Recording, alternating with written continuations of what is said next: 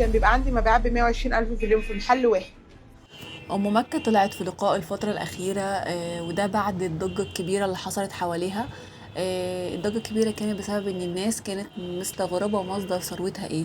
إحنا عارفين كلنا إن أم مكة بتبيع فسيخ، فالناس كانت مستغربة إن الثروة الكبيرة اللي عندها، اللي كانت دايما بتطلع على السوشيال ميديا، إن هي لابسة دهب كتير ما شاء الله، وإن هي عندها عقارات كتير. وكانت طالعة الفترة الأخيرة إن هي في الساحل الشمالي، فبرضه الناس قالت إن عندها شاليهات في الساحل الشمالي. فكله كان مستغرب ان حد يبقى عنده كل الحاجات دي او الثروه دي كلها من بس بيع الفسيخ. فناس استغربت جدا، قال ما كانش حد غلب، يعني كان اي حد بيبيع فسيخ كان بقى مليونير بالمنظر ده. فالناس قاعده تتساءل وتعرف، يعني عايز تعرف ايه سبب الثروه الطائله بتاعتها دي. فردت زي ما انتم شايفين كده في اللقاء، قالت ان انا الثروه بتاعتي دي كلها، او اي حاجه انا بحققها، سواء او اي حاجه انا بجيبها، سواء الذهب او سواء عقارات او كده، بسبب بيع الفسيخ. فالمذيعة استغربت، قالت لها ازاي؟ قالت لها لا فعلا من بيع الفسيخ، لان انا ببيع على حسب كلامها، بتقول ببيع ب120,000 جنيه في اليوم، فعشان كده المبالغ اللي بتجيلي دي بقدر ان اشتري منها اي حاجه انا عايزاها.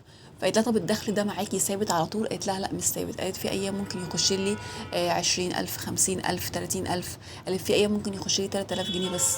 فقالت الدخل ما بيبقاش ثابت معايا. فقالت لها طيب هل الدخل ده كان بيجيلك قبل السوشيال ميديا ولا بعد السوشيال ميديا، بعد ما اتعرفتي واشتهرتي؟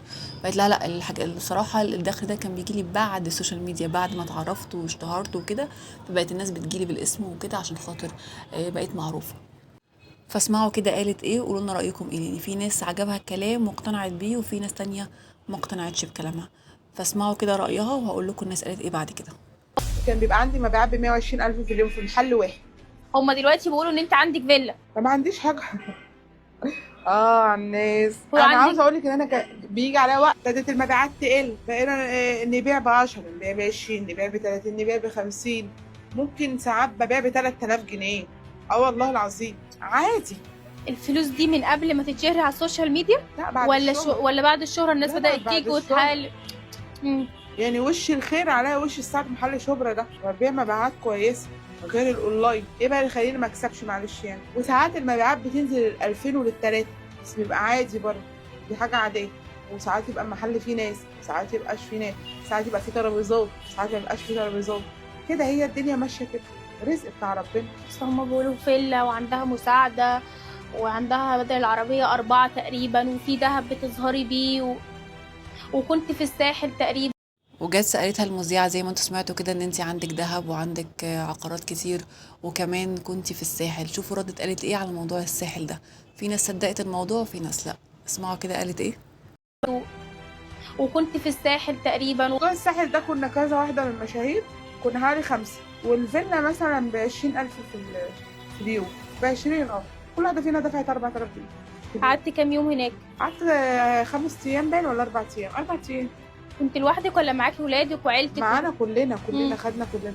كانت الفيلا 9 اوض، كنا 5 اسر، كل اسره معاها عيال كتير. عادي جمعيه في فيلا بدل ما مم. نقعد في شقه صغيره وكده. تقسموها ما بينكم يعني. هل الناس بقى يعرفوا اي حاجه عن دي ولا يعرفوا اي حاجه خالص؟ في ناس اقتنعت بكلامها وصدقته، وفي ناس تانية شافوا ان كلامها مش مقنع ابدا، وكتبوا الكومنتات اللي قدامكم دي.